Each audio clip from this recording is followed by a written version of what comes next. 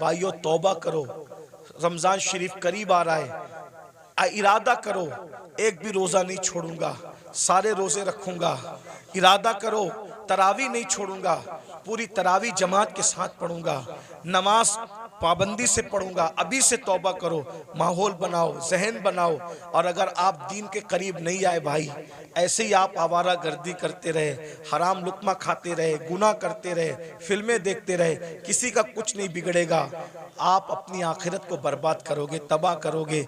जब अल्लाह नबी की बीवी को उठा के जहन्नम में डाल सकते हैं, नूह अलैहिस्सलाम की बीवी की शक्ल में, अगर वो हमें जहन्नम में डालेगा कौन बचाएगा। और आज हम लोग नमाज भी पढ़ रहे हैं, रोजा भी रख रहे हैं, तहज्जुद भी पढ़ रहे हैं, लेकिन लोगों के ऐब भी खोल रहे हैं। तो आप ऐप खोल के क्या है, वली नहीं बन सकते, अल्लाह के दोस्त नहीं बन सकते। अगर वली बनना है, लोगों के ऐप पे पर्दे डालना सीखो, शान सत्तारी का मजहर बनो, किसी के ऐप न खोलो। आजकल तो हम जहां बैठते हैं ऐप खोलते हैं।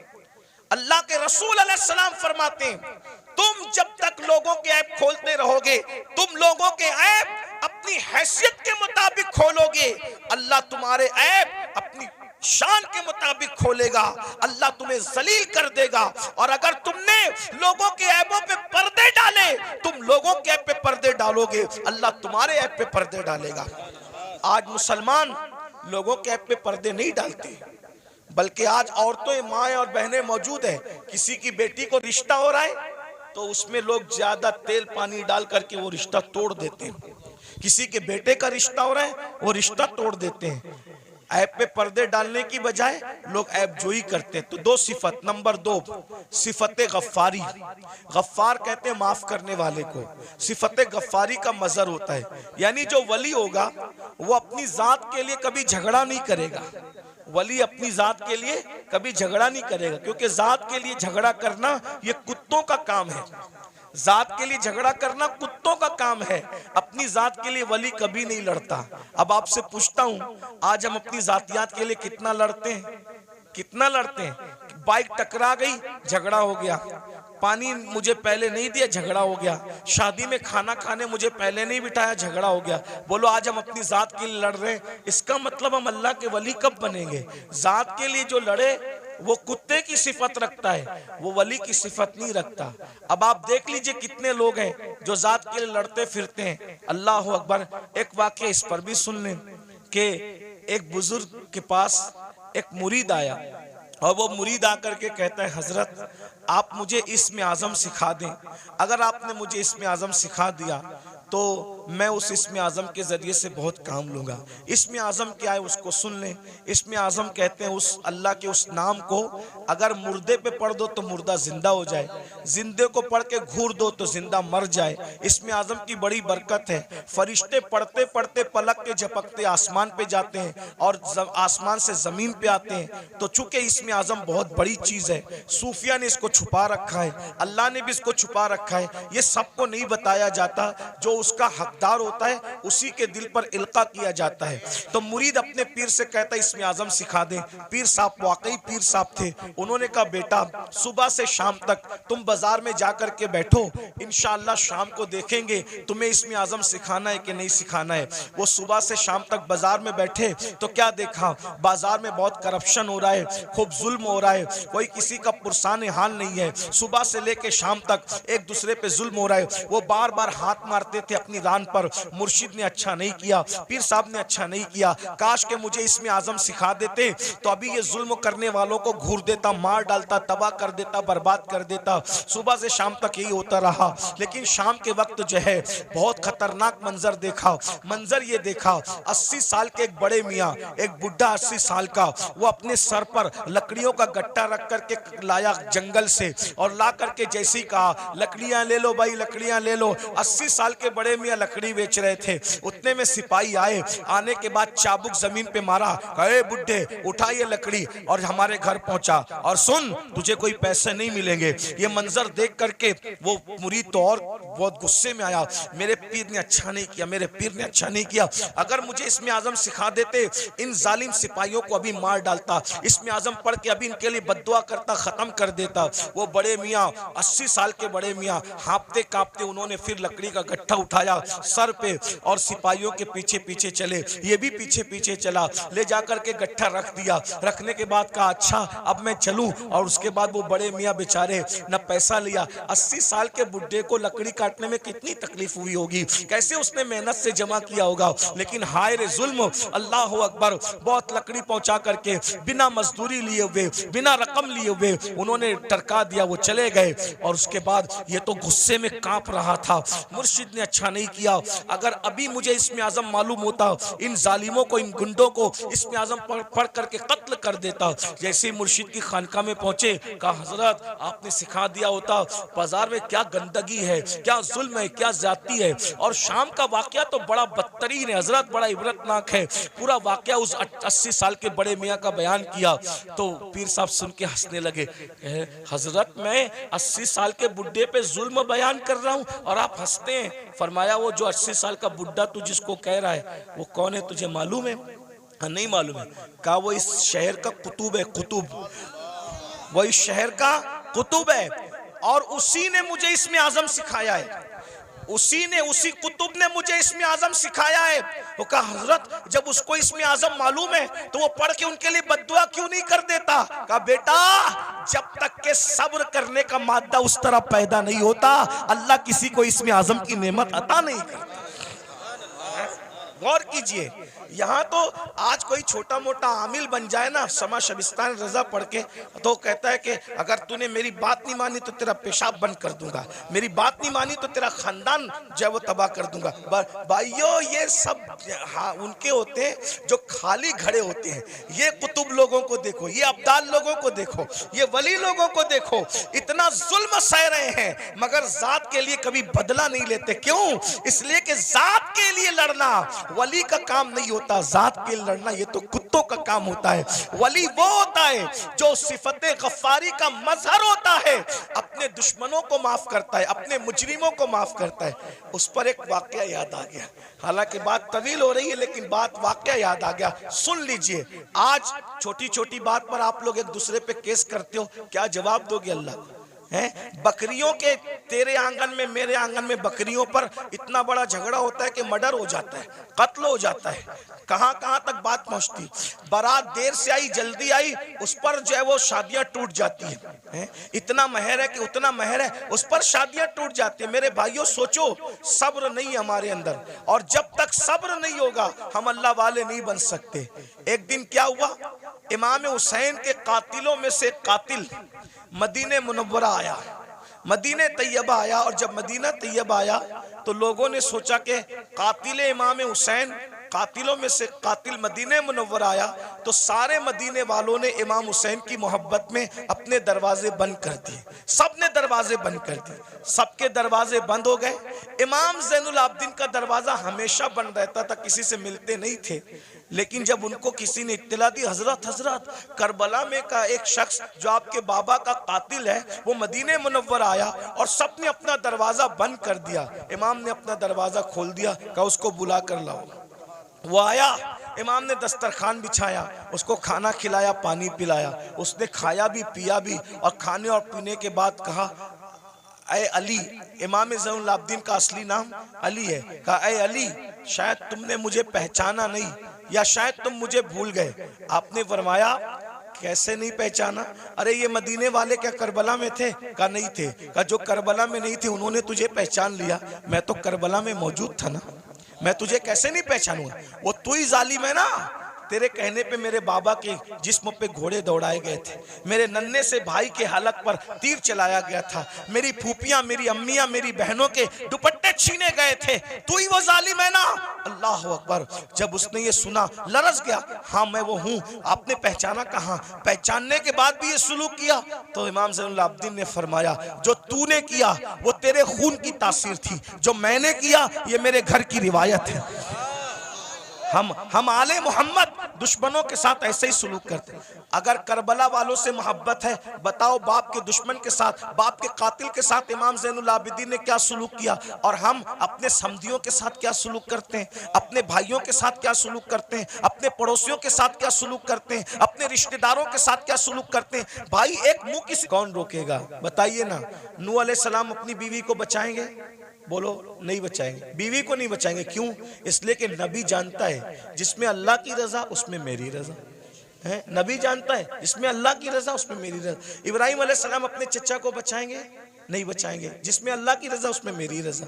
गौर कीजिए, ये नहीं कह रहा हूं कि नबी बचा नहीं सकता, नबी जिसको चाहे बचा सकता है, लेकिन हम अल्लाह का जितना अदब करते हैं उससे ज्यादा अदब अल्लाह का अंबिया करते हैं। मौला जो तेरी रजा वो हमारी रजा। ये कुफ्र पर मरे हम इनको नहीं बचाएंगे, तूने मना कर दिया हम नहीं बचाएंगे। हाँ, अगर तूने इजाजत दी तो जिनको हम पहचानते भी नहीं है हम उसको बचा लेंगे, उनको बचा ले।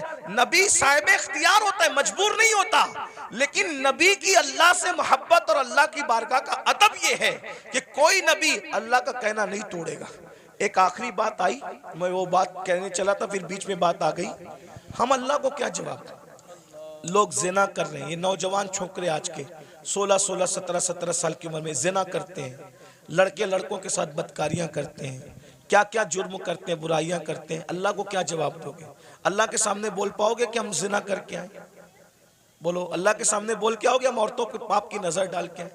अल्लाह के सामने बोल पाओगे कि हम बदकारी करके? बताओ, कुछ बोल पाओगे? नहीं बोल पाओगे। भाई, हम जब अपने पीर के सामने नहीं बोल सकते तो अल्लाह के सामने क्या जवाब दें?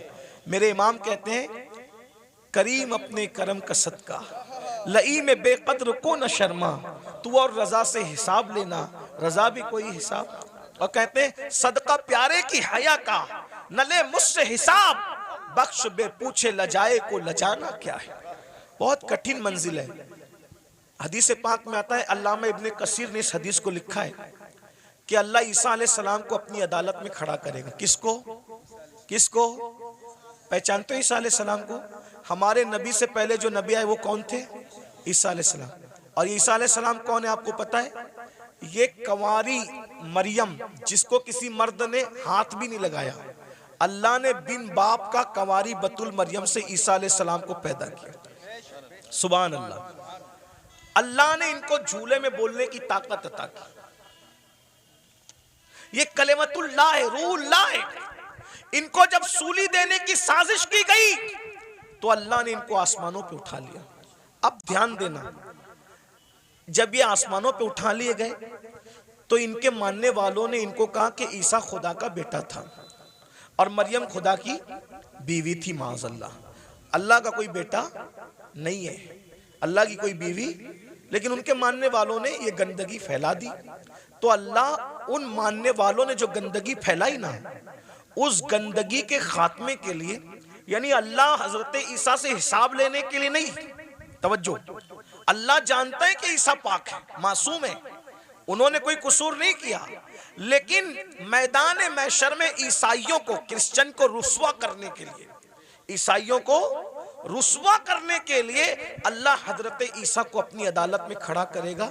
और अपनी अदालत में खड़ा करके अल्लाह पूछेगा कि ऐ ईसा, क्या तुमने इन ईसाइयों को, अपने मानने वालों को यह कहा था कि तुम अल्लाह के बेटे और तुम्हारी माँ अल्लाह की बीवी है? तुमने ये बात कही थी? एक अल्लाह कौन सा सवाल करेगा? एक। हालांकि वो खुद बयान कर चुका कुरान में कि ईसा ने ऐसी कोई बात अलैहिस्सलाम नहीं कही, बयान हो गया सब। लेकिन वहां ईसाइयों को रुस्वा करने के लिए और शान ईसा को बताने के लिए कि ईसा अलैहिस्सलाम का दामन इस गंदगी से पाक है, अल्लाह पूछेगा तुमने ये बात कही थी ईसा? एक सवाल, अल्लाह सिर्फ एक सवाल करेगा ईसा जैसे पैगंबर से, उस मासूम से। तो मेरे आका की हदीस है, इसी एक सवाल पर ईसा अल्लाह से इतना डर जाएंगे कि उनके हर हर बाल से खून की फुहार निकलेगी, हर हर बाल से खून की फुहार। अल्लाह ने मुझसे सवाल कर लिया, मैं जवाब क्या दूं? अब बताएं, जब मासूम से अल्लाह सवाल करे तो उनके बाल बाल से खून की फुहार निकलेगी। पूरी जिंदगी हमने नमाज नहीं पढ़ी, अल्लाह पूछेगा तूने नमाज क्यों नहीं पढ़ी थी? क्या जवाब होगा? हैं? क्या जवाब? रात के 3-3 बजे तक गंदी फिल्में देखते थे, क्या जवाब होगा? दोस्ती लड़कों से इसलिए करते थे कि उनके साथ बदकारी करें, हैं? कौमे लूत का अमल करें। आका फरमाते हैं, जे कौमे लूत का अमल करने वाले लोग जिस बस्ती में रहते हैं, बस्ती वालों को मालूम है, मना नहीं करते, अल्लाह उस बस्ती पर एक दिन में 36 मरतबा लानत नाजिल करता है। कौमे लूत का अमल करने वाला कहीं भी मरेगा, वो अपनी कब्र में नहीं रह सकता, फरिश्ते उसको उठा के ले जाके वहां फेंक देते जहां कौमे लूत पे अजाब आया था। भाइयों अपनी आखिरत ये दुनिया है। एक गालिब ने इसीलिए कहा था, डुबाया मुझको होने ने, न मैं होता तो क्या होता। सारा तो होने का झगड़ा है, इसलिए अब दुनिया में आ गए हो, सुधरो, तौबा करो, अल्लाह से डरो, अल्लाह के कानून के मुताबिक जिंदगी गुजारो। अल्लाह हम सबको तौफीक अता फरमाए। और आप सबको ये बात देखो, किसी भी जलसे में जाओ, चाहे मैं आऊं, चाहे कोई भी आलिम आए, कोई पीर आए, ये जो आप लोगों के अंदर ये आदत पड़ गई ना सेल्फी की, ऐसे धक्का दे करके कहते हो फोटो करो, अदब कहाँ गया? मेरा अदब मत करो, मैं तो कोई काबिल ही नहीं, मेरी अपनी बात नहीं कर रहा, लेकिन जो अल्लाह वालों को ऐसे कोनी मार करके ऐसे सेल्फी ले रहे हो, इस सेल्फी से क्या होगा?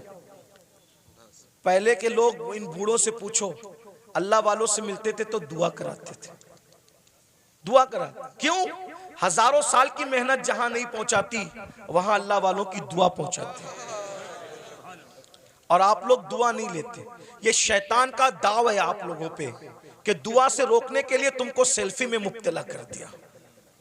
और आप लोग सेल्फी, मोबाइल, हर जगह मोबाइल, हर जगह मोबाइल, सेल्फियां ले, क्या करोगे सेल्फी लेके? क्या फायदा है सेल्फी लेने का?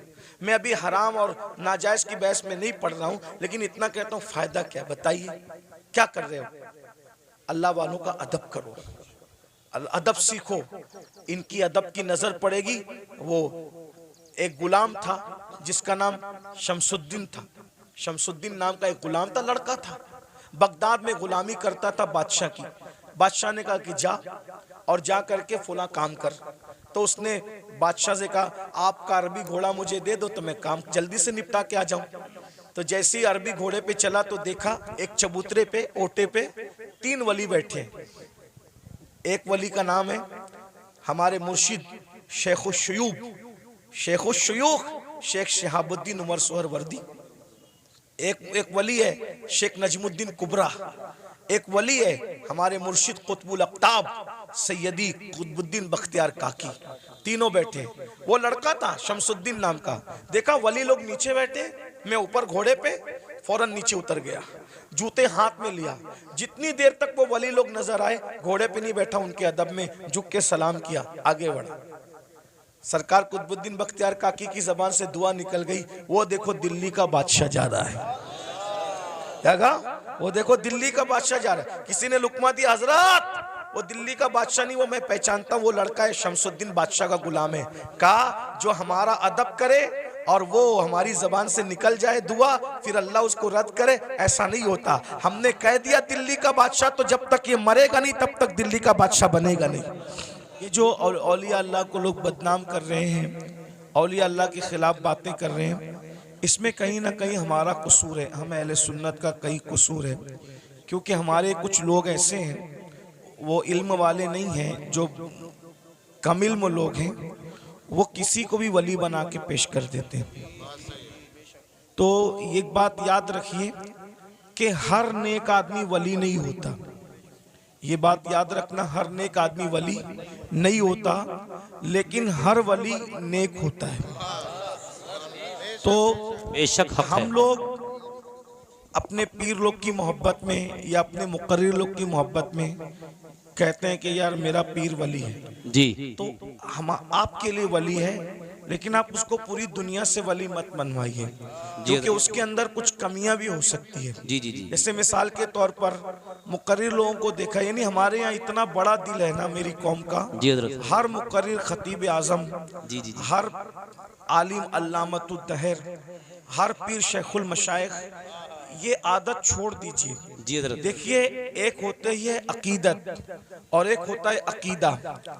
अकीदत के लिए कोई दलील नहीं चाहिए, लेकिन अकीदे के लिए दलील चाहिए।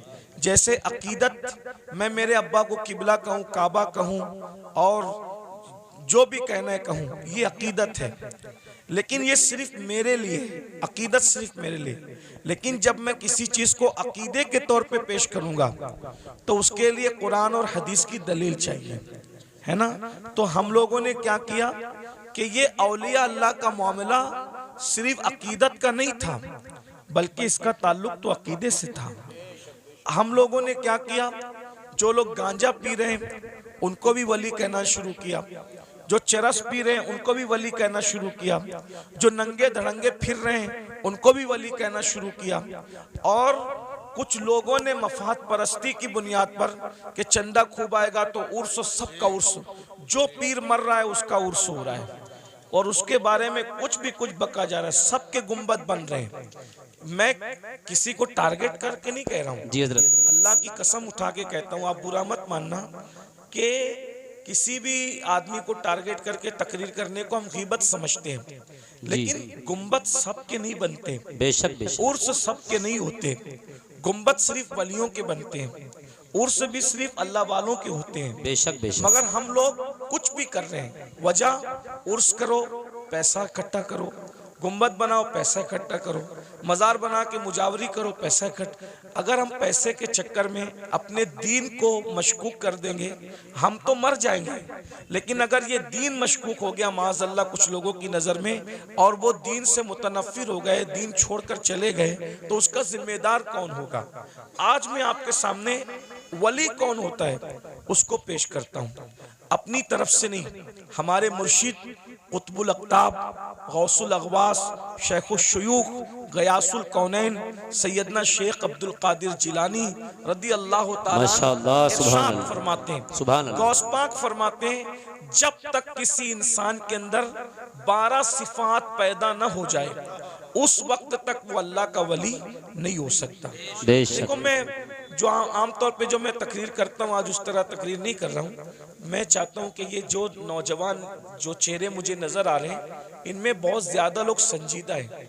तो हम लोग क्या करते हैं पता है, इंसान देखकर पुड़ी बांधते हैं, समझ में आती है बात? यानी जैसा मजमा होता है उसी के मुताबिक हम चाहते हैं तकरीर करें। आप लोग शोर नहीं कर रहे हो ना, तो हम भी शोर नहीं करेंगे, आपको अच्छे से सुनाएंगे, लेकिन आप गौर करना इस पर। मैं नहीं कह रहा हूँ, जिस गौसे आजम के दर से विलायत बढ़ती है, जो खुद वली बनाता है, बेशक हक है, तो वो खुद फरमा रहे, जब किसी इंसान के अंदर 12 चीजें जमा होती है तब वो अल्लाह का वली होता है। बेशक 12 में से एक भी अगर कम हुई तो वो नेक तो हो सकता है मगर वली नहीं हो सकता, है ना? बेशक बेशक। अब इसका अब कौन वली होता है, तब मुर्शिद गौस पाक की बात सुन लो जल्दी जल्दी से, बहुत टाइम भी नहीं लूंगा। फरमाते हैं वली में 2 सिफात अल्लाह की होती है, यानी वो अल्लाह की 2 सिफात का मजहर होता है, वो रसूलुल्लाह की 2 सिफात का मजहर होता है, वो सिद्दीक़ अकबर की 2 सिफात का मजहर होता है, वो फारूक आजम की 2 सिफात का मजहर होता है, वो उस्मान गनी की 2 सिफात का मजहर होता है, बेशक बेशक, वो मौला अली की 2 सिफात का मजहर होता है, यानी चारों खुलफा की 2-2 सिफात कितनी हो गई? 8। रसूलुल्लाह की 2 सिफात कितनी हो गई? 10। अल्लाह की 2 सिफात कितनी हो गई? 12। यानी जब तक वो 12 सिफात का मजहर ना हो जाए उस वक्त तक वो अल्लाह का वली नहीं होता है। अब सैयदना गौसे पाक ने चारों खुलफा की 2-2 सिफात बयान की, मतलब क्या बयान किया? वली न कभी राफजी बन सकता है, न वली कभी नासबी बन सकता है, वली नासबी भी नहीं बन सकता, राफजी भी नहीं बन सकता, जो वली बनेगा वो अहले सुन्नत व जमात में से बने। क्या बात है हज़रत, माशाअल्लाह माशाअल्लाह। नासबी की अहले बैत से नहीं जमती है, नासबी की अहले बैत से नहीं जमती, और राफजी की सिद्दीक़ उमर से नहीं जमती। हालांकि जब तक इनकी सिफात पैदा न करे उस वक्त तक वो वली नहीं हो सकता।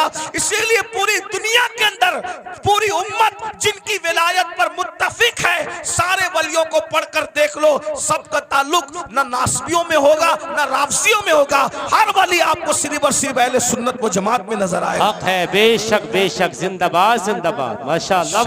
शाह जमालुल औलिया को देख लीजिए, उनका ताल्लुक अहले सुन्नत व जमात से है ना।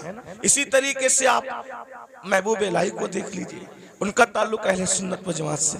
इसी तरह कुतुबुद्दीन बख्तियार काकी को देख लीजिए, उनका ताल्लुक अहले सुन्नत व जमात से। सैयदना मखदूम अशरफ जहांगीर सिमनानी को देख लो, उनका ताल्लुक भी अहले सुन्नत व जमात से है। 90 लाख मुनकिरों को ईमान की दौलत अता करने वाले गरीब नवाज का ताल्लुक भी अहले सुन्नत व जमात से। वाह वाह वाह, माशाअल्लाह। अब आपको पता चला जिनके अंदर वली जैसे हीरे हैं वो सिर्फ और सिर्फ अहले सुन्नत व जमात है। वरना मैं नासबियों को भी चैलेंज करता हूं और राफजियों को भी चैलेंज करता हूं, एक वली लाकर बता दो। बात है, बेशक एक बेशक। वली बता दो अपनी जमात में जो तुम्हारे अकीदे की तायीद करता हूं, नहीं मिलेगा। सारे वली अहले सुन्नत में हक है, मिलेंगे। बेशक अब बेशक। बताओ आपको वो रास्ता चलना है जिसमें कोई वली ही नहीं, या वो रास्ता चलना है जिसमें वली ही वली है? बेशक ये बेशक फैसला आपको करना है ना, बेशक ये बेशक। फैसला आपको करना है। और राफजियों ने ढूंढ ढांड कर एक वली निकाला था, कहा कि लाल शहबाज कलंदर हमारी जमात के वली हैं। तो लाल शहबाज कलंदर के बारे में हमने पूछा कि लाल शहबाज कलंदर का नाम तो बताओ।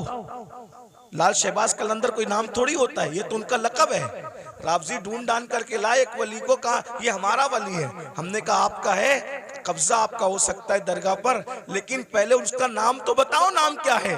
जब नाम ढूंढ करके लाए तो क्या नाम निकला?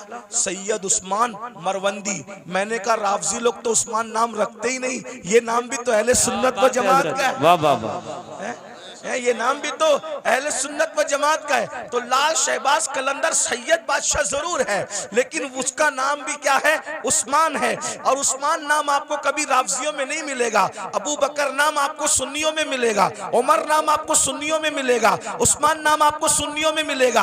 अब आपको इतना पता चल गया राफजी ये नाम नहीं रखते। लेकिन एक बात मैं आपको बता दूं, अब सुन्नी कौन कौन? तो अल्लाह अकबर, हम मौला अली के घर में देखते हैं तो वहां पर अबू बकर नाम का बेटा भी मिल रहा है, उमर नाम का बेटा भी मिल रहा है, उस्मान नाम का बेटा भी मिल रहा है। अल्लाह अकबर, अंदाजा फरमाए। तो इसलिए वो रास्ता इख्तियार करो जिस रास्ते पे मौला अली थे, वो रास्ता इख्तियार करो जिस रास्ते पे इमाम हसन थे, वो रास्ता इख्तियार करो जिस पर इमाम हुसैन थे। अब वो 12 सिफात कौन सी है उसको सुन लीजिए। 2 सिफात, अल्लाह की 2 सिफात का मजहर होता है। अल्लाह की 2 सिफात क्या है? सिफत सत्तारी और सिफत गफ्फारी। सिफत सत्तारी और सिफत गफ्फारी। यानी जो वली होगा सत्तारी सिफत का मजहर होगा। सत्तार किसको कहते हैं? ऐब छुपाने वाला। यानी जो वली लोग होते हैं ना, वो लोगों के ऐब जाहिर नहीं करते, वो लोगों के ऐबों पे पर्दे डालते हैं। जी जी। अब आप इसमें चेक कर लीजिए कितने रदी अल्लाह और कितने रहमतुल्लाह अलैह बाहर निकल रहे हैं। देखिए जी जी जी जी, क्या बात है हजरत। जी जी जी, गौर कीजिए ना। इसलिए कि हाथ में तस्बीह और बगल में मुसल्ला, इससे वली नहीं बनता। अल्लाह की शान सत्तारी का मजहर बनता है, यानी वो किसी का ऐब खोलता नहीं है। इसीलिए आप देख लें, वली लोग कभी आपको किसी की गीबत करते नहीं मिलेंगे। बेशक बेशक। वली लोग कभी किसी के ऐब से, वो ऐब पे पर्दे डालते हैं। कैसे पर्दे डालते हैं उसकी एक मिसाल बताऊं आपको, देखिए कैसे पर्दे डालते हैं। एक बहुत बड़े वली हैं हजरत हातिम असम। अल्लामा अब्दुल रहमान जामी रहमतुल्लाह अलैह ने अपनी किताब नफातुल उन्स में ये वाकया लिखा, आप भी वली बन सकते हो, विलायत का दरवाजा बंद नहीं हुआ, वली आप भी बन सकते हो। 12 सिफात सुन लो, अपने अंदर पैदा करो, कोशिश करो। अल्लाह पाक की बारगाह में फैजान बंद नहीं होता, बल्कि वो तो ये फरमाता है जो मेरी तरफ चल कर आता है, मेरी रहमत उसकी तरफ दौड़ कर जाती है। कोशिश करो ना। अल्लाह फरमाता है जो हमारी राह में कोशिश करते, वल्लदीना जाहदू फीना लनहदियन्नहुम सुबुलना, जो हमारी राह में कोशिश करते हैं हम उसके लिए रास्ते पैदा कर देते हैं। और सैयदना इमाम जाफर सादिक अला जद्दी वाले सलाम फरमाते हैं, अल्लाह तक पहुंचने के इतने ज्यादा रास्ते हैं, जमीन पर जितने बिखरे हुए जर्रात हैं उससे ज्यादा अल्लाह तक पहुंचने के रास्ते मौजूद हैं। बेशक बेशक, जिंदाबाद। कोशिश करो अल्लाह तक पहुंचने की, कोई मुश्किल नहीं है, बल्कि अल्लाह तक पहुंचना बहुत आसान है। विलायत का निसाब बहुत आसान है। बेशक तो बेशक। हातिम असम के बारे में अल्लामा जामी लिखते हैं, हातिम असम, असम अरबी जबान में बहरे को कहते हैं, बहरा। इन्होंने अपना लक़ब क्या रखा था? हातिम बहरा। कोई बहरा भी हो उसको बहरा बोलो तो बुरा लगता है कि नहीं लगता? जी जी जी। लेकिन हजरत हातिम बहरे नहीं थे, अपने आप को बहरा कहलवाते थे। वजह, कितनी खूबसूरत वजह, उसको सुनो आपको मजा आएगा। एक बूढ़ी औरत, बुढ़ी, हातिम असम से मसला पूछने आई। उनको उस वक्त तक असम नहीं कहते थे, हातिम कहते थे। तो हजरत हातिम के पास मसला पूछने आई, उसके पेट में कुछ गड़बड़ थी, तकलीफ थी।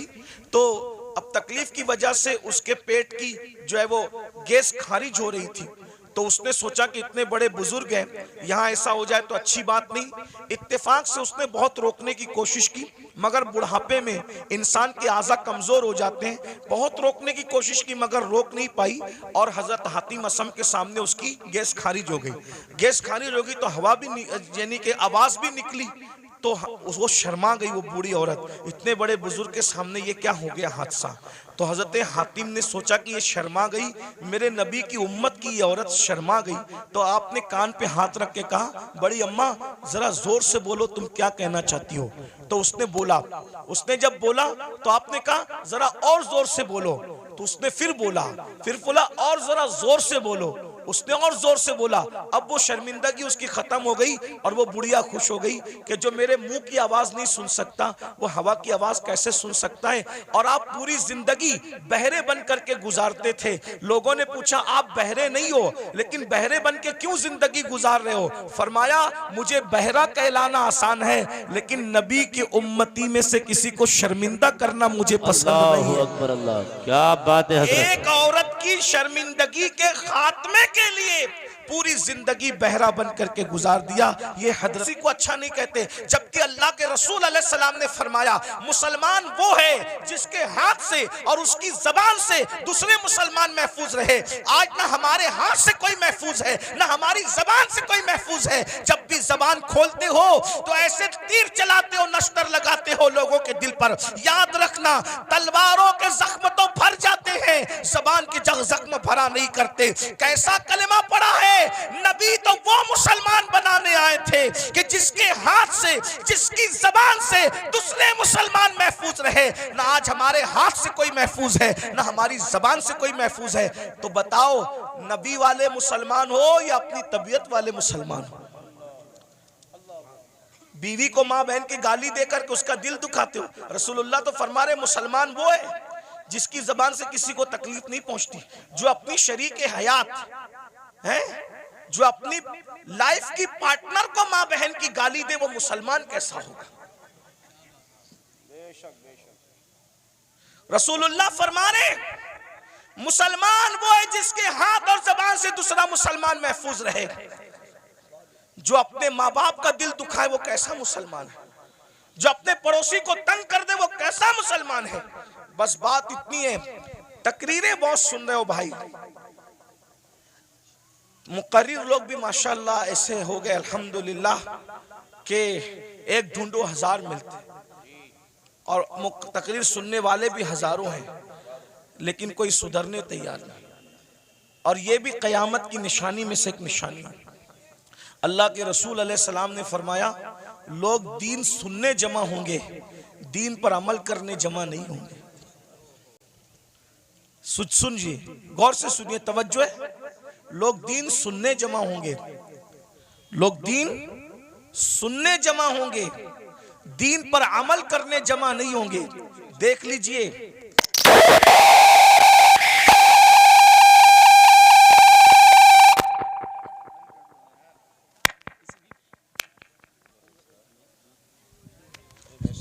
किसी की बच्ची मदरसे में रह गई है, वो रो रही है, उसके माँ बाप जहाँ भी हैं वो अपने बच्चे को जाकर के ले ले।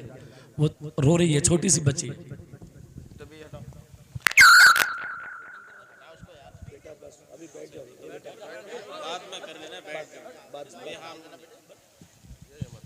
लोग दीन सुनने जमा होंगे, दीन पर अमल करने जमा नहीं होंगे।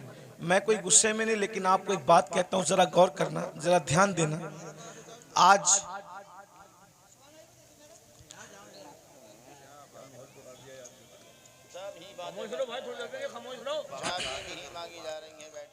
दुरूशी पढ़ने आप लोग सल्लल्लाहु अलैहि वसल्लम सलातु व सलामन अलैका या रसूल अल्लाह सल्लल्लाहु अलैहि वसल्लम। लोग दीन सुनने जमा होंगे, क़यामत की निशानियों में से एक निशानी है, दीन पर अमल करने जमा नहीं होंगे। अभी देखिए सुबह का वक्त है, कारोबार का वक्त है, संडे भी नहीं है, आज संडे नहीं है ना, वर्किंग डे है ना। लेकिन आपको मैं सलाम करता हूँ, आप लोग आराम छोड़ के, नींद छोड़ के, दुकान छोड़ के, कारोबार छोड़ के आए, क्या सुनने के लिए? दीन सुनने के लिए। लेकिन अगर इनमें किसी को कहा जाए कि वादा करो कि आज के बाद तुम नमाज नहीं छोड़ोगे, तो हाथ नहीं उठेंगे लोगों के, और अगर हाथ उठ भी गए तो वो आज ही ज़ोहर से पहले वादा किया लेकिन ज़ोहर में नहीं पहुंचेगा। ये हंसने की बात नहीं, ये दुख की बात। ये यानी कि माज़ अल्लाह कहीं ना कहीं जलसा करना जो वो एक रस्म बन गया, कहीं बिजनेस बन गया, कहीं शो बन गया, ये हालात हो गए। हम अल्लाह को मुंह क्या दिखाएं? अल्लाह को मुंह दिखाना है भाई। अगर जज के सामने कल तारीख हो ना, तो बड़े बड़े लीडरों को रात को नींद नहीं आती कि सुबह अदालत में खड़े होना है जज के सामने। हालांकि दुनिया का जज रिश्वत लेकर भी फैसला बदल सकता है, दुनिया का जज मुंह देखकर फैसला कर सकता है, दुनिया का जज चेहरा देखकर फैसला कर सकता है, लेकिन वो आदिल जिसकी बारगाह में अंबिया भी कांपेंगे, जिसकी बारगाह में अंबिया उसके महबूब भी नफसी नफसी पुकारेंगे, जिसकी बारगाह में फरिश्ते भी कांपेंगे, थर थर कांपेंगे।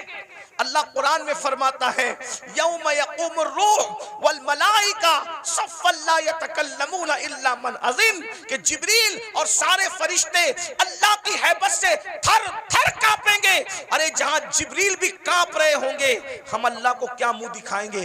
ये जन्नत को जितना आसान और सस्ता समझ रखा है हमने आप लोगों ने, इतनी सस्ती नहीं है। महशर में पता चलेगा कि जो मुखलिस उलमा हमें नसीहत करते थे, हमें कान से सुन के दूसरे कान से उड़ा देते थे, हम उनकी बातों को नहीं लेते थे, उनकी बातों पर अमल नहीं करते थे, उस वक्त तो तुम पछताओगे, मगर उस वक्त का पछताना काम नहीं आएगा मेरे भाई।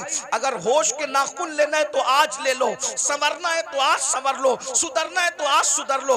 एक बात मुझे याद आई, अब अगला उन्वान में नहीं पेश करता, 5 मिनट में अपनी बात पूरी कर लेता हूं 5 मिनट के अंदर, इसलिए कि आप सब बहुत अच्छे से सुन रहे हैं, लेकिन कहीं ना कहीं हमारे अंदर कमी है कि कुछ लोग यहाँ पे मेरे करीब गड़बड़ कर रहे हैं, उनको इसकी बात की अहमियत नहीं है। तो कोई बात नहीं, मैं 5 मिनट में बात पूरी कर लेता हूँ।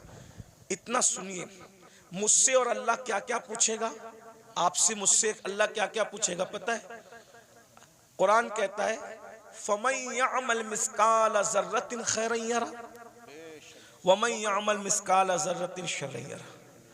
एक जर्रे के बराबर नेकी की होगी अल्लाह तुम्हें वो भी दिखाएगा, और एक जर्रे के बराबर बुराई की होगी अल्लाह तुम्हें वो भी दिखाएगा।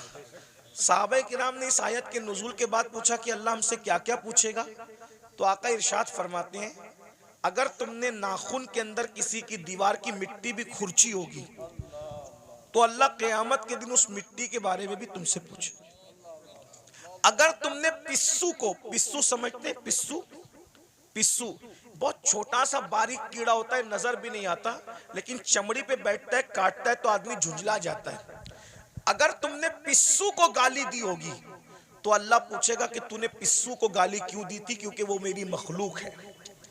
अगर तुमने खटमल को गाली दी थी तो अल्लाह तुमसे खटमल को गाली देने के बारे में भी पूछेगा। ये यहाँ जो दादागिरी, गुंडागर्दी, बाबागिरी जो कुछ कर रहे हो और फिर सोचते हो कि जन्नत हाथ से नहीं जाने वाली, अल्लाह अल्लाह है, अल्लाह अल्लाह है। मैं बार बार कौम को कहता हूं, जो नबियों के बेटों को जहन्नम में डाले वो अल्लाह है, जो नबियों की औरतों को जहन्नम में डाले वो अल्लाह है, जो नबी के सगे चचा को जहन्नम में डाले वो अल्लाह है। अल्लाह अल्लाह है। इतना बेपरवाह मत हो जाइए, इतना बेपरवाह मत हो जाइए, इतना बेपरवाह मत हो जाइए। नबी का सगा चचा इब्राहिम खलीलुल्लाह जैसे नबी का सगा चचा आजर बिच्छू की शक्ल में जहन्नम में डाला जाएगा। बताओ बताओ मेरे भाइयों, किस धुन में हो, किस मस्ती में हो, किस गफलत में हो। नूह अलैहिस्सलाम की एक बीवी जहन्नम में डाली जाएगी, नूह की बीवी, उलुल आज़्म पैगंबर की बीवी जहन्नम में डाली जाएगी। ये बहनें क्या समझ रही है कि कलमा पढ़ के जन्नत शरीफ मिल जाएगी? कुरान कहता है, क्या तुम ये तसव्वुर करते हो कि तुमने कहा कलमा पढ़ा और तुम्हें आजमाया नहीं जाएगा? तुम्हें आजमाया जाएगा और रोज आजमाया जा रहा है। फजर की सर्दी में तू अपनी जान से प्यार करके सोता पड़ा है, या अल्लाह की मोहब्बत में ठंडे पानी से वुजू करके तू मुसल्ले पे खड़ा है, आजमाया जा रहा है।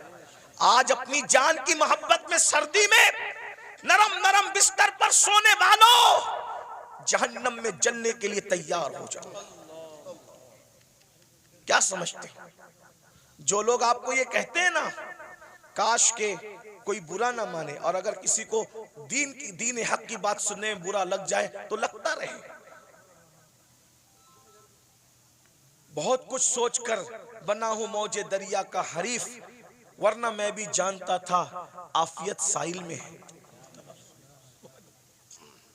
एक कड़वी कसेली बात सुनने के लिए हिम्मत इसीलिए जुटाता हूं कि पूरी दुनिया मुझे गाली दे, लेकिन सिर्फ मेरा अल्लाह और मेरा रसूल मुझसे खुश हो जाए बस।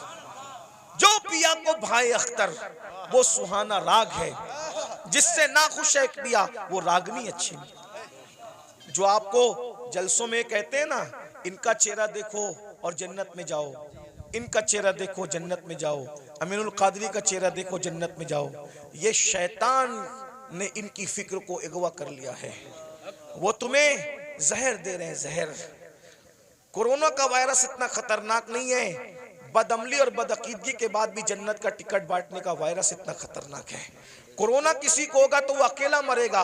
ये गंदगी जो आएगी ना, कि बेअमली के बाद भी, जिना के बाद भी, बदकारी के बाद भी, हरामकारी के बाद भी सिर्फ सलीम मियाँ को देखो जन्नत में जाओ, अमीनुल कादरी को देखो जन्नत में जाओ, और मुफ्ती साहब को देखो जन्नत में जाओ। मेरे भाई, जिनको देख देख करके जन्नत बांट रहे हो, क्या तुम्हारे पास कोई गारंटी है कि ये लोग भी जन्नत में जाएंगे? हैं? बताओ ना। खिलवाड़ न करो। ये कौम बहुत भोली है, ये हमारी बातों पर यकीन करती है, लेकिन मेरी कौम के नाजिमों, मेरी कौम के वाइजों, उलमा नहीं करते। जो वाकई आलिम रब्बानी वो ये काम नहीं करता। उसको पड़ी नहीं एक प्रोग्राम की, कोई बुलाए तो बुलाए, कोई नहीं बुलाए तो बुलाए। जिन्होंने धंधे पानी शुरू कर रखे हैं वो तुम्हारी चापलूसियां करते हैं, और तुम भी नारे लगाते हो इनको देखो जन्नत में जाओ, और फिर उसके बाद आप सिर्फ जब देख करके जन्नत मिलेगी, कोई बेवकूफ है फजर पढ़ने के लिए उठेगा? कोई बेवकूफ है जो चेहरे पे दाढ़ी रखेगा? कोई बेवकूफ है जो मुसल्ले पे रोएगा? अरे तुमने किसको देखा? सलीम मियाँ का नाम इसलिए ले रहा हूं कि ये मेरा भाई है, बुरा नहीं मानेगा मेरा भाई, मैं जानता हूं, अब मेरा हक है। आपने सलीम मियाँ को देखा ना, आपने अमीनुल कादरी को देखा, आपने मुफ्ती साहब को देखा ना। आओ मैं उसकी बात करूं जिसने सलीम मियाँ को नहीं, सलीम मियाँ के जद्दे करीम को देखा। किसको? किसको? खुदा को देखने वाली जो आंखें हैं वो मुस्तफा जाने रहमत की आंखें हैं। सैयदना फारूक आजम ने रसूलुल्लाह को देखा, बार बार देखा, हर बार देखा, जंग में देखा, अमन में देखा।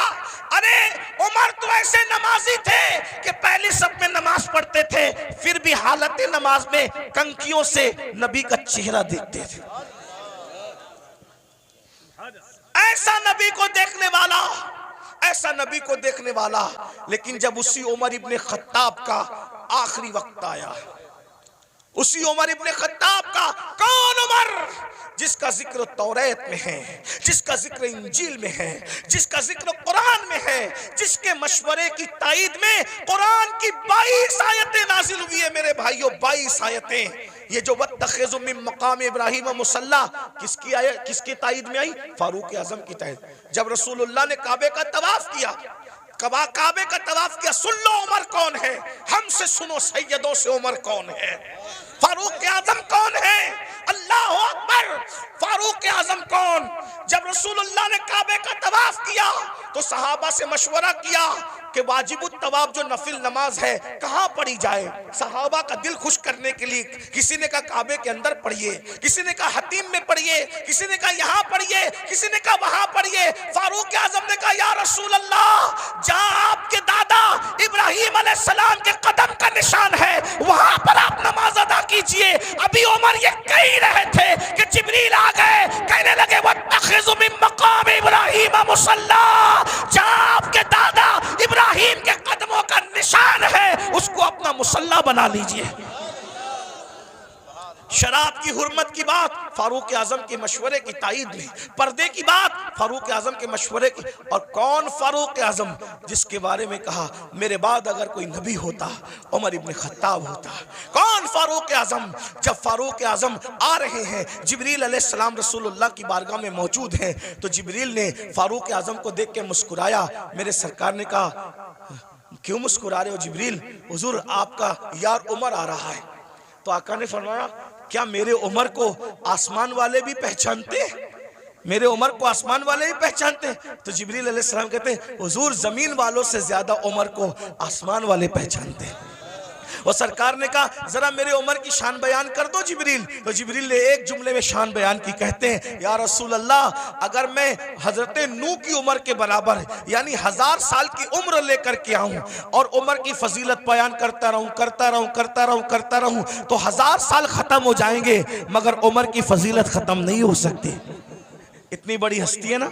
रसूलुल्लाह को देखा, रसूलुल्लाह को देखा। अब सुन लो उनका जिंदगी का आखिरी वक्त। फारूक आजम शहीद है, फारूक आजम शहीद हैं। अल्लाह अकबर। और किस हालत में शहीद हैं? हालत नमाज में। आखिरी वक्त आ गया, चारपाई पर फारूक आजम लेटे, पूरा जिस्म खून से लहू लहान है। फारूक आजम लहू लहान है पूरा जिस्म। फारूक आजम अपने बेटों से कहते हैं मेरे बेटों, मेरे बच्चों, तुमने मेरी फर्मा बरदारी की, मैंने जो कहा तुमने मेरी बात मानी, अल्लाह ने मुझे फर्मा बरदार औलाद अता की, आज मेरी फर्मा बरदारी करोगे आखिरी वक्त में? लोगों बच्चों ने कहा जी हुजूर जरूर करेंगे। फरमाया एक काम करो, मुझे चारपाई से उठा के जमीन पे डाल दो। देखो ये फारूक आजम के आखिरी लम्हात है, ये उनकी आजिज़ी है, ये उनकी इनकिसारी है, ये उनका इखलास है। जन्नत का कहाँ ख्वाब देख रहे हो भाइयों? ना वुजू आता है ना गुस्ल आता है। 2 रकत नमाज जुमा पढ़कर ऐसे भागते हो जैसे स्कूल की छुट्टी होने पे स्कूल के बच्चे भागते हैं। भाइयों जरा सोचो ना, जरा गौर करो ना, जरा गौर तो कीजिए, अपने आप पे रहम कर लीजिए। हम में से कोई अल्लाह के अजाब को बर्दाश्त करने की ताकत नहीं रखता, हम में से कोई जहन्नम का सामना करने की ताकत नहीं रखता। मत अब धोखा दीजिए अपने आप को, मत फरेब कीजिए अपने आप से, अपनी आखिरत को तबाह मत कीजिए। वो मुसलमान बनिए जैसे हुजूर मुसलमान बनाने आए थे। सैयदना फारूक आजम फरमाते हैं मुझे चारपाई से उठाकर जमीन पे डाल दो। जब जमीन पे डाल दिया गया तो फारूक आजम खाक पर अपने चेहरा रगड़ने लगे और रोकर कहते अल्लाह उमर की बख्शिश कर दे। उमर की जिसको रसूलुल्लाह ने जन्नत की बशारत दी उसकी जिंदगी का एंड ये है। उमर की ये उनका खौफ खुदा है, ये उनकी आजिज़ी है, ये उनकी इनकिसारी है। अल्लाह उमर की बख्शिश कर दे, मगफिरत कर दे। रो रहे हैं, मैं उमर क्या जवाब दूंगा तेरी बारगाह में, उमर क्या हिसाब देगा तेरी बारगाह में। इधर का चेहरा रगड़ते, इधर का गाल रगड़ते हैं और अल्लाह की बारगाह में कहते हैं मुझे माफ कर दे, मेरे बुढ़ापे पे रहम कर दे। किसी ने कहा अमीरुल मोमिनीन आप तो वो है ना, आप वो हैं कि आपने इतना फतुहात, इतने फतुहात किए, ये काम किया दीन का, ये काम किया दीन का, ये काम किया दीन का। सर उठा के कहते हैं ओ मनकबत पढ़ने वाले खामोश, ये मनकबत पढ़ने का टाइम नहीं। क्या कहा? ये मनकबत पढ़ने का टाइम नहीं है। और हम तो माइक पर अपनी फजीलत सुन के खुश होते हैं, जबकि वो सही भी नहीं होती, झूठ झूठ होती है, झूठ झूठ होती है। अस्तगफिरुल्लाह। बहुत सारे नाजिम लोग 25,000 20,000 सिर्फ झूठ बोलने का लेते हैं। उस कौम को बर्बादी से कौन रोक सकता है जो कौम झूठ बोलने के लिए 25,000 रुपया देती है? आना सलीम मियाँ की करामत गढ़ के बयान करना 25,000 लो, अमीनुल कादरी करामत बयान करना 25,000 लो, मुफ्ती साहब के बारे में बताना, इन जैसा तो आलिम रब्बानी जो है वो 200 साल में हुआ ही नहीं है, ये सब कहना। अरे सुनने वालों, तारीफ सुनने वालों, अल्लामा शरफुद्दीन यहिया मनीरी कहते हैं दुनिया में जितना बड़ा दावा करेगा कयामत के दिन उतनी बड़ी दलील अल्लाह को पेश करनी पड़ेगी। मैं बताओ मेरे भाइयों कहाँ हो? जलसों का मिजाज बदल दिया तुम लोगों ने, सब चौपट करके रख दिया। दीन जलसों में नहीं होगा तो कहाँ होगा? फारूक आजम की जो मनकबत पढ़ी जा रही थी वो कोई नाजिम नहीं पढ़ रहा था, वो सच्ची मनकबत थी। अरे जिसकी मनकबत कुरान पढ़े उससे बड़ा वली कौन हो सकता है? अल्लाह अकबर। लेकिन फारूक आजम ने रोक दिया, फरमाया ओ मनकबत पढ़ने वाले, ये मनकबत पढ़ने का टाइम, चुप रहे, खामोश रहे, और मैं जो कर रहा हूं मुझे करने दे। और फिर सर उठाकर लोगों से कहा लोगों तुम मेरी मनक़बतें पढ़ते हो। सुनो, उमर तो बस इतनी तमन्ना रखता है अल्लाह की बारगाह में, अल्लाह ना मुझे कोई सवाब दे, जुमले सुनो फारूक है, अल्लाह ना मुझे कोई सवाब दे, ना कोई मर्तबा दे, ना कोई मकाम दे, और ना मुझे अजाब दे, ना जहन्नम में डाले, वो मुझे बराबर सराबर ऐसे ही छोड़ दे, तो उमर समझेगा कि उमर कामयाब हो गया। ये फारूक आजम की आजिज़ी है। और हम कहाँ हैं? उस वक्त तक मौत नहीं आएगी जब तक दिल्ली का और दुनिया ने देखा ख्वाजा कुतुब की जबान से दुआ निकली, अल्लाह ने कैसे पूरी किया। वो गुलाम से आज़ाद हुआ और दिल्ली का बादशाह बना। उसी बादशाह को दुनिया सैयदी शमसुद्दीन अल्तमश के नाम से जानती है। दुआ लो, दुआ लो। ये जो हंगामा का माहौल रहता है, इधर धक्का दे उधर धक्का दे, ऐसा मत करो। हमें कोई बुरा नहीं लगता, हम आपस में डिस्कस करते हैं, तुम लोग जो करते हो मोहब्बत में करते हो, लेकिन हमारी मोहब्बत में आप मजमे को धक्का देते हो। जहाँ 40 मोमिन जमा होते हैं, उसमें एक अल्लाह का वली होता है। मुझ गुनहगार से मिलने के लिए आप किसी वली को धक्का दे दोगे तो अल्लाह तुमसे भी नाराज़ हो जाएगा और मुझसे भी नाराज़ हो सकता है। इसलिए भाई, अगर हजर अस्वद चूमने की बात हो तो धक्का दे के हजर अस्वद नहीं चूम सकते, तो धक्का दे के किसी से मुसाफा कैसे कर सकते हैं? ये सब आपको सीखना होगा। डिसिप्लिन। कल रात भी ऐसा हुआ और होता ही रहता है। ऐसा लगता है जैसे झगड़ा हो रहा है, ऐसा लगता है जैसे झगड़ा हो रहा है। अब ये क्लिपें चलेगी, आप तो मोहब्बत में मिलने तड़प रहे हो, लेकिन अगर कोई हुकूमत को ये पहुंचा दे कि देखो ये जलसों में ये लोग झगड़ा करते हैं, तो क्या ये क्लिपें आपके जलसों के बंद करने का सबब नहीं बन सकती हैं? बोलेंगे तुम लोग तो झगड़ा, आप झगड़ा नहीं कर रहे हो, लेकिन भाई जो वो मुखालिफिन को तो एक बहाना चाहिए ना कुछ भी काम हुकूमत से करवाने का। तो आप यही महफिल नहीं जिसमें मैं हूं, वही नहीं, कोई महफिल हो, आप डिसिप्लिन का मुजाहरा करें। आपको देखकर ऐसा लगे यार ये लोग इतने डिसिप्लिन वाले हैं, तो इनके आका के जो सहाबा होंगे उनके पास कैसा डिसिप्लिन होगा, वलियों के पास। अभी सैयद सलीम मियां साहब मुझे कह रहे थे नाश्ते पर कि यार दुबई में कैसी महफिल थी, सब सन्नाटे में सुन रहे थे। तो मैंने कहा भाई आपको सीखना होगा। देखो अपने को आज तक जो हुआ मामलात मेंटेन करने होंगे, माहौल बनाना होगा। और मैं आप मुंतजिमिन से कहता हूँ, स्टेज पे सिर्फ उलमा को बिठाया करो। ये जो स्टेज का मेयार आपने खराब किया है ना मुंतजिमिन ने, फला सेठ भी बैठ रहा है, फला सेठ, सेठ लोगों को कुर्सी दो नीचे, समझे? हर जगह सेठों के बिठाने की नहीं होती। जिसका जो हमारे दादा मुर्शिद हुजूर मुफ्ती आजमीन के दौर में कभी कोई दाढ़ी मुंडा कोई सेठ इस स्टेज पे बैठ नहीं सकता। स्टेज पे सिर्फ उलमा बैठते थे। एक शायर साहब दाढ़ी मुंडे स्टेज पे आ गए, सरकार मुफ्ती आजम ने उनको कहा जब तुम रसूलुल्लाह की शरीयत का एहतराम नहीं कर सकते तो तुम्हें मिंबर रसूल पे बिठाया नहीं जा सकता। यानी वो लोग अच्छा बुरे का कोई वो कि किसी को अच्छा लगे तो लगे, जिसको बुरा लगे तो शरीयत एक नंबर पर है, अल्लाह की रजा एक नंबर पर है। वो ऐसे लोग थे। लेकिन आज हम लोग क्या है, कोई चंदा दे रहा है ज्यादा तो हमने दिन का कानून तोड़ दिया उसके लिए। ये सब अच्छी बात नहीं करो, ये सब इससे नुकसान होगा। फिर कोई भी स्टेज पे चढ़ के आता है, ये स्टेज की बात नहीं कर रहा हूँ मैं, जनरल बात कर रहा हूँ। आप इनसे बदजन मत होना, इस जलसे वालों से, जनरल बात कर रहा हूँ। तो ये सब मत करो। जिसका जहाँ मकाम है, उलमा जहाँ बैठते हैं उलमा बैठे, सेठ लोग मुखैर लोग जहाँ बैठते हैं उनको कुर्सी दे के बिठा दो, सियासी लीडर आना है उनको कुर्सी दे के बिठा दो, सबको इज्जत दो। मैं ये नहीं कह रहा हूँ किसी को जलील करो, सब हुजूर का जो उम्मत है वो इज्जत के काबिल है, लेकिन जो कुर्सी पे बैठे उसको कुर्सी दे दो, अच्छे से बिठा दो। स्टेज पे सिर्फ उलमा रहे, मुतशर्रा रहे। और जो मेरे स्टेज पे बैठे हुए लोग हैं उनसे भी कहता हूँ आप लोग भी फोटो वोटो न खींचिए। देखो हमारे बुजुर्गों ने फरमाया कि अगर आलिम दीन अगर जो है वो सुन्नत तर्क करेगा तो पब्लिक फर्ज पढ़ना छोड़ देगी, समझे?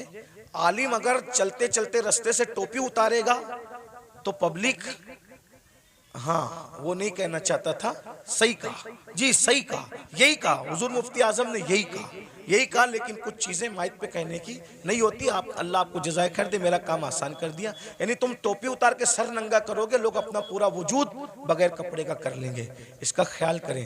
तो ये मेरे भाई भी कुछ जो नौजवान हमारे जूनियर उलमा है ना, मैं उनसे माफी मांगते हुए कहता हूँ ये लोग भी सेल्फी लेने लगते हैं। आप लोग तो आपको देख के नीचे वाले भी लेंगे, है ना? तो मैं आपको ये नहीं कह रहा हूँ कि मैं कोई फतवा देने आया, कोई साहिब फतवा आदमी नहीं हूँ, लेकिन कम से कम महफिल के तकद्दुस का ख्याल करो, और हम जो करेंगे हमारी कौम भी वो करेगी। अब मैं देखना चाहता हूँ कि आज से इस महफिल में कितना बदलाव आता है। अगर बदलाव आया तो समझ लूँगा कि मुझे दोबारा आना चाहिए इस तरफ, और अगर नहीं बदलाव आया तो समझ लूँगा कि गला सुखा कर कोई फ़ायदा नहीं है ना। तो अभी हमें समझ में आ जाएगा। अब आगे का प्रोग्राम आप सुने, क्या प्रोग्राम है आगे? अच्छा वहाँ ये सलीम इजाज़त। अस्सलाम वालेकुम वरहमतुल्लाहि वबरकात। अल्लाह तबारक